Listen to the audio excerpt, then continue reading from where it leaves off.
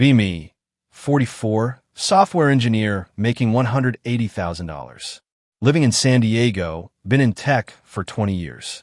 This is the story of how my ex-wife tried to financially destroy me, and how her own social media posts saved me in court. Buckle up, this gets wild. 2010, I'm 29, meet Rachel at a tech conference. She's 25, works in marketing for a startup. Smart, funny, ambitious, we click immediately. 6 months of dating, I propose. She says yes. We get married spring 2011. Both of us grinding in our careers. Me climbing the ladder at software companies. Her moving up in marketing agency work. 2012. Our daughter is born. We're happy. 2014. Our son arrives. Family feels complete. I'm making around $120,000 at this point. Rachel's pulling $65,000 in marketing. We buy a house in North Park for $580,000. Life is good, normal married couple stuff. Fast forward to 2020, pandemic hits. Everyone's home, working remote. Notice Rachel spending more time on social media. Instagram, TikTok, some Reddit communities. She's posting about feminism, women's empowerment. Nothing too crazy, seems harmless. I'm supportive, think it's just her finding community. 2021. Things start shifting. Rachel's talking differently about our marriage. Comments about emotional labor. How she's sacrificed her career for motherhood. Which is weird because she's always worked. We split childcare pretty evenly. I cook half the time, do laundry, help with homework. But she's getting these ideas from online groups. Start noticing her friends are different too. Less couple friends, more single women. Who all seem to hate their exes. Red flags, but I ignore them. Think it's just a phase, she'll come back around. Early 2022, Rachel's behavior gets stranger. She's distant, spending time in other rooms. Always on her phone, protective of it. I ask if everything's okay. She says she's questioning things. I suggest couples therapy. She agrees, but seems reluctant. We go to 3 sessions. Therapist seems to think we're fine. Normal marriage stress, nothing major. Rachel stops going, says it's not helping. March 2022, I come home from work. Rachel's sitting at kitchen table with papers. Divorce papers. She filed that morning. I'm being served. I'm completely blindsided. Ask her what's happening. Can we talk about this? She's cold, detached. Marriage is a patriarchal institution. I need to find myself outside of male validation. I'm like, we've been together 12 years. We have 2 kids, a house, a life. She says that's exactly the problem. I've been performing for you for too long. Ask if there's someone else. She says that's typical male insecurity. Deflects, won't answer. Hands me the papers, says her lawyer will be in touch. I'm crushed, lost, furious. Thought we were happy, or at least okay. Next day, her lawyer sends demands. And this is where it gets insane. She wants primary custody of both kids. Wants the house valued at $850,000 now. Wants half my 401k, which is $240,000. Wants alimony of $4,500 per month for 6 years. Plus child support of $3,000 per month. I do the math. She's trying to extract everything. House, retirement, plus $90,000 per year. For someone who makes $85,000 herself. This isn't about feminism or finding herself. This is a financial hit job. I hire a lawyer, guy named Thomas, he's 52, experienced in California divorce law. I show him Rachel's demands. He whistles low. She's going for maximum extraction. I ask what I should expect. Thomas, California's a community property state. Assets get split 50-50 usually. But custody, alimony, those are negotiable. Depends on lots of factors. I tell him about her feminist pivot, the sudden personality change. Thomas suggests we dig into that. People don't usually change overnight. There's usually something driving it. He starts discovery process. Requests financial documents, social media records. Rachel's lawyer fights the social media request. Says it's invasive and irrelevant. Thomas argues it's relevant to her claimed lifestyle. If she's claiming she needs $90,000 annually, we need to see her actual spending. Judge approves limited social media discovery. Rachel has to provide Instagram, Facebook, TikTok. She provides her main accounts. Looks normal, some feminist posts, but nothing wild. Thomas isn't satisfied. People have alternate accounts, especially if they're hiding something. He hires a digital investigator. This guy's a wizard with social media. Within 2 weeks, finds a secret Instagram. Username at financialfeminist_h. Private account, 340 followers. All women, many with similar content. Thomas gets a subpoena for the account. Rachel's lawyer tries to block it, claims it's protected speech. Judge orders Instagram to provide access. What we find is absolutely damning. The account is everything Thomas suspected. Rachel's been documenting her divorce strategy for months before she even filed. Post from January 2022, 2 months before filing. Year 12 of marriage. He makes $180,000. I make $85,000. California alimony calculator says I can get $4,500 per month. That's $324,000 over 6 years for putting up with his shit. Post from February 2022. Marriage is just legalized prostitution. Except that John has to keep paying after you stop fucking him. Divorce is the ultimate finesse, ladies. Post from March 2022, right before she filed. Papers are ready. Lawyer says I have strong case for primary custody. Primary custody equals more child support. It's all about maximizing the payout. Thomas is reading these to me. I'm listening in shock. This wasn't about feminism or self-discovery. This was premeditated financial extraction. She planned this for months. There's more. Posts about faking emotional abuse claims. Therapy receipts are gold in family court. Started seeing a therapist, documented him as emotionally distant. Even though he's fine, court doesn't know that. Posts about hiding assets. Moved $15,000 to account he doesn't know about. Gonna claim I have no savings, need support. Posts celebrating other women's divorce payouts. Sarah got the house and alimony. Jennifer got $6,000 per month for 8 years. Queens are winning. And there's evidence of an affair. Post about someone named Tyler. T came over while he was at work. Can't wait to be free and official with T. Photos deleted from the feed, but recovered. Her with some guy, intimate poses, dated from December 2021. So she was cheating for months before filing.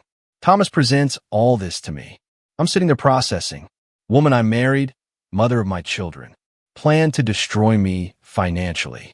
Used feminism as justification. Bragged about it to strangers online. Thomas asks if I want to pursue this aggressively.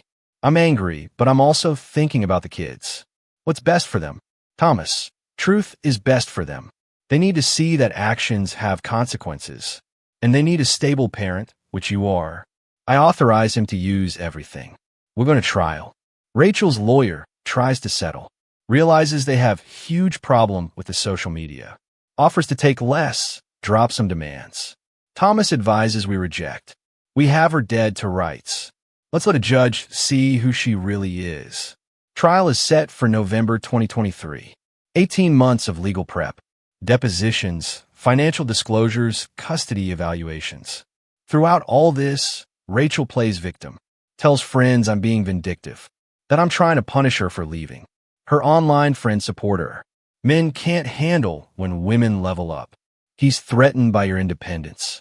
Meanwhile, I'm focused on the kids. Making sure they're stable, loved. Not talking badly about their mom. Even though I want to. November 2023, trial starts. Family court, San Diego.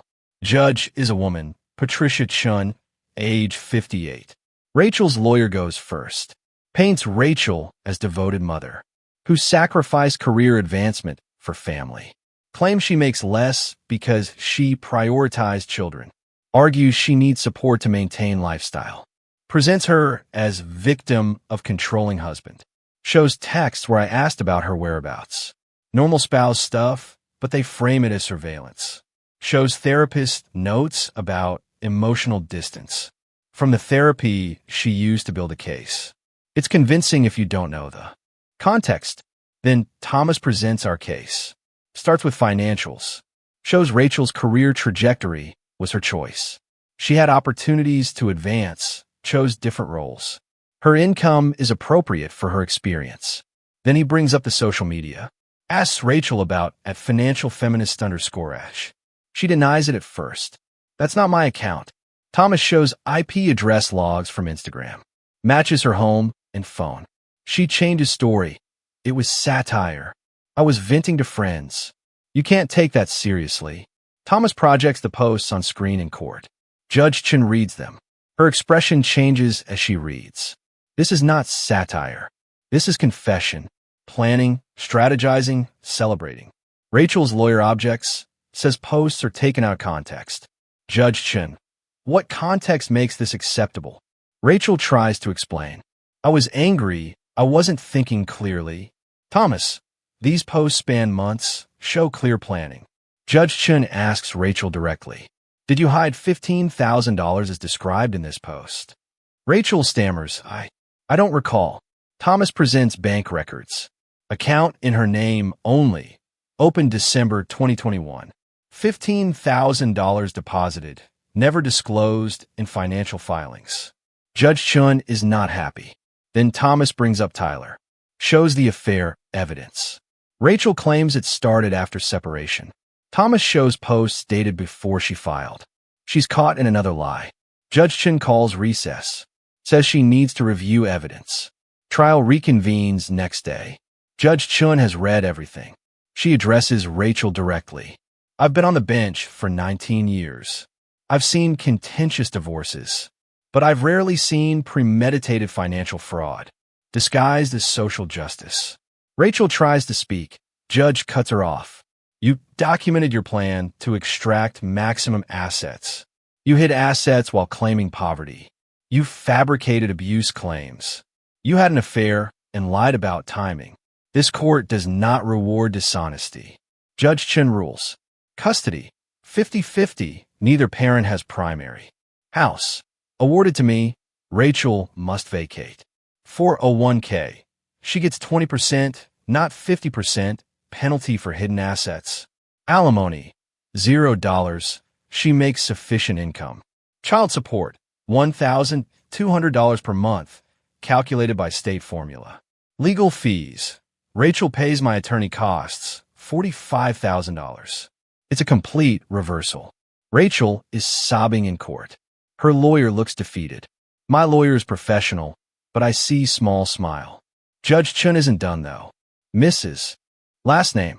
Your social media post will be forwarded to the California Bar Association. Your attorney may face ethics review for pursuing claims she likely knew were fraudulent. Rachel's lawyer goes pale. That's career-ending territory. Judge finalizes everything. Divorce is granted. I keep almost everything I wanted to protect. Kids have stable home with me as home base. Rachel has to start over. December 2023, aftermath begins. Rachel moves out of the house. Gets a small apartment in another neighborhood. Kids are confused, upset. I explain gently. Mom and Dad couldn't stay married, but we both love you very much. Don't tell them about the posts. They'll find out eventually, but not from me. Rachel's social media gets exposed publicly. Someone from the trial leaked it. Screenshots spread on Reddit, Twitter. Her real name gets attached. Her employer, a marketing agency, sees it. They fire her within a week. Reputation risk and poor judgment. She tries to find new marketing work. But Google her name, the screenshots appear. Woman planned divorce for financial gain using feminism. It's a PR nightmare for any company. 6 months go by. She's still unemployed. Working gig economy stuff, Uber Eats, TaskRabbit. Huge fall from $85,000 marketing manager. Meanwhile, I'm focusing on stability. Kids are in therapy, processing the divorce. They're doing okay, all things considered. Daughter asks why mom seems so different now. I tell her people sometimes lose their way. Son asks if it's his fault. I assure him it's absolutely not. This is grown-up stuff that has nothing to do with him. Mid-2024, Rachel reaches out. Wants to talk, not about the kids. About us. I agree to meet for coffee. She looks rough, tired. Starts with apology. I'm so sorry for everything. I got caught up in something toxic. Those online groups convinced me I was oppressed. That you were the enemy. I listen, but I'm cautious. She continues. I threw away a good marriage, a good man, a good life. For what? Validation from strangers. Asks if there's any chance for reconciliation. I'm gentle but firm. No, Rachel. What you did wasn't a mistake. It was months of calculated decisions. You showed me exactly who you are. She cries, says she's changed. I believe she probably has regrets. But regret isn't the same as never having done it. Focus on being good mom to the kids. That's what matters now. We part ways. That's the last conversation we have that isn't about logistics.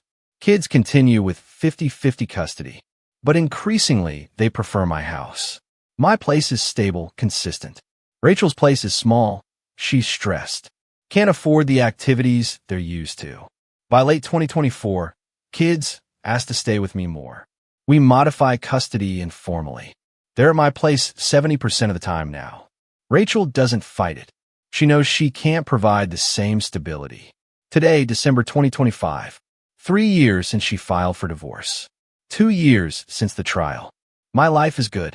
Kids are thriving, doing well in school. Daughters in soccer, sons in chess club. I'm dating someone new, taking it slow. Rachel is still struggling. She found work finally, lower-level marketing role, making about $50,000, half what she used to make. Lives in a studio apartment. Sees the kids every other weekend mostly. She deleted all her social media. Keeps a low profile. Her online feminist friends disappeared. When the money dried up, so did the support.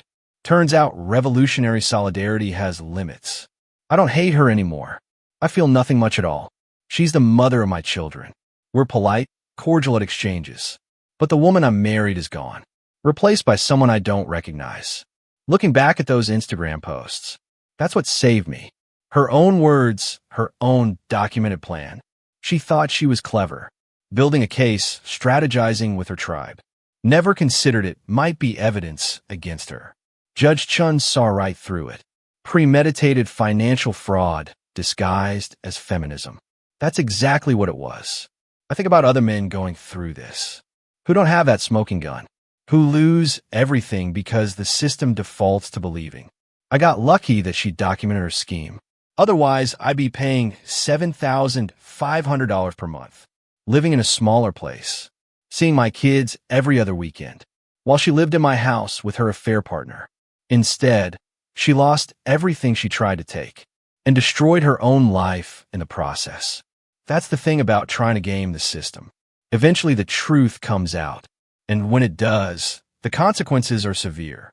Feminist ex-wife took everything in divorce. Judge saw her finessing men posts. I got all back, plus my dignity, plus my kids, plus my future. She got a studio apartment and a harsh lesson about the difference between actual feminism and using ideology as cover for greed. 3 years feels like a lifetime ago now. Sometimes I drive past our old couple's therapy office. Remember sitting there while Rachel nodded along, playing the role of concerned wife, while secretly planning her exit strategy. Therapist had no idea. I had no idea. Only her online audience knew the truth. They were cheering her on in the comments. Secure the bag, sis.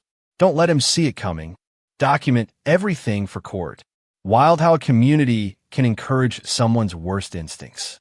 Make them feel righteous while doing something terrible. I wonder sometimes if she ever thinks about those women. The ones who told her marriage was oppression. That I was the enemy just for being a husband. Where are they now while she's delivering food orders?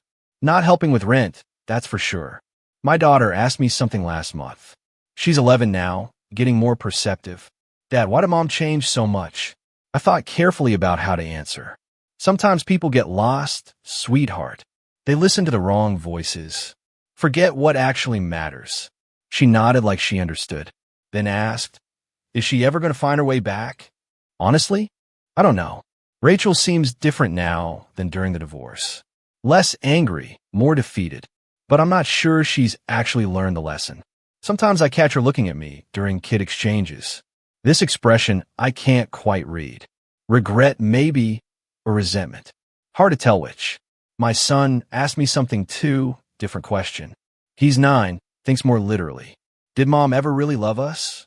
That one hurt to hear, because I know she did, probably still does. But she loved the idea of financial independence more. Loved the validation from strangers online more. Loved playing the victim more. Than she loved keeping her family intact. I told him, yes, she loves you. People can love their kids and still make terrible choices. Those two things can both be true. He seemed satisfied with that answer. Kids are resilient, adaptable. They've adjusted to the new normal. 2 houses, 2 rooms, 2 sets of rules. They handle it better than I expected. The guy she had the affair with, Tyler. That relationship lasted about 4 months after the divorce. He ghosted her once the drama settled. Turns out he was just there for the excitement. Not interested in broke, single mom with baggage. Rachel called me crying when he left. I almost felt bad for her. Almost. Then I remembered the posts. Can't wait to be free and official with T. She burned down her marriage for a guy who didn't even stick around half a year. That's its own kind of karma. I started seeing someone, mentioned it earlier. Her name's Andrea. She's 41, works in HR. Divorced herself, has a teenage son. We met through friends, taking it really slow. She knows my whole story. I showed her some of Rachel's posts early on. Wanted her to understand what I'd been through. Andrea read them and said something that stuck with me. She didn't just betray you. She betrayed the concept of partnership. Made it transactional, predatory. That's not feminism. That's sociopathy with a hashtag. Pretty much sums it up. Andrea is different. Has her own money, her own life. Isn't looking for someone to finesse. Just wants companionship, partnership. Revolutionary concept, apparently. We'll see where it goes. Kids have met her a couple times. They like her. She's kind to them. Doesn't try to replace their mom. Just exists as a positive person in their lives. Rachel found out I'm seeing someone. Don't know how. Maybe kids mentioned it. She texted me. Hope she makes you happy. I responded. Thanks. Didn't elaborate. Our communication is bare minimum now. Custody schedule, kid activities, necessary logistics. Nothing personal, nothing deep. That bridge is burned beyond repair. Sometimes guys ask me for advice. Friends going through divorces, colleagues, even strangers online. How did you protect yourself? I tell them the truth. Document everything. Save all communications. Get a good lawyer who won't settle. Cheap. And hope your ex is dumb enough to confess on social media. That last part's mostly luck, though. Rachel's mistake was thinking her private account was actually private. That 340 followers would keep her secrets. Internet doesn't work that way. Screenshots live forever. Nothing is truly private once it's posted. She learned that lesson the expensive way. $45,000 in legal fees she had to pay me. Plus losing the house, most of retirement, alimony. Plus her career, her reputation, her relationship. All because she couldn't resist bragging online about how clever her plan was. I saved some of those posts. Not to be vindictive, just as evidence. In case she ever tries to modify custody, or claim I'm unfit, or make up new stories. I have proof of her character, her intentions. Documented in her own words. My lawyer said, keep them forever. People don't change as much as they claim. She might try something again in a few years. I hope he's wrong. Hope she's actually learned something. But I'm not naive anymore. The woman who planned a divorce for 6 months, while sleeping next to me every night, who smiled at family dinners while plotting extraction. That capacity doesn't just disappear. It's always there waiting. So I stay vigilant. Not paranoid, just aware. Protect myself, protect my kids. Live a good life in spite of what she tried to do. Looking back at everything now, the 12 years of marriage feel like someone else's life. Different person, different reality. I was naive then. Thought love and commitment meant something. Thought vows were sacred. Thought partnership was real. Rachel taught me those are just words. People say them, believe them even, until something better comes along, or until strangers online convince them they're oppressed. Then those words mean nothing. I'm not bitter though, genuinely. Bitter would mean I'm still affected, still caught up in what she did. I'm past that now. She's just my ex-wife, mother of my children. someone I used to know, who made choices that destroyed what we had and faced the consequences. That's all there is to it. My life is good now, better than it was actually. Kids are happy and healthy. I have a stable career, a nice home, someone new who treats me with respect, freedom from someone who saw me as an ATM. Rachel's life is harder now. Smaller apartment, smaller income, smaller future. I don't take pleasure in that, but I don't feel guilty either. She made her bed, posted about it online, and now she's lying in it. That's justice. Not revenge, just natural consequences. For treating marriage like a financial transaction and getting caught. The judge saw her posts. I got all back.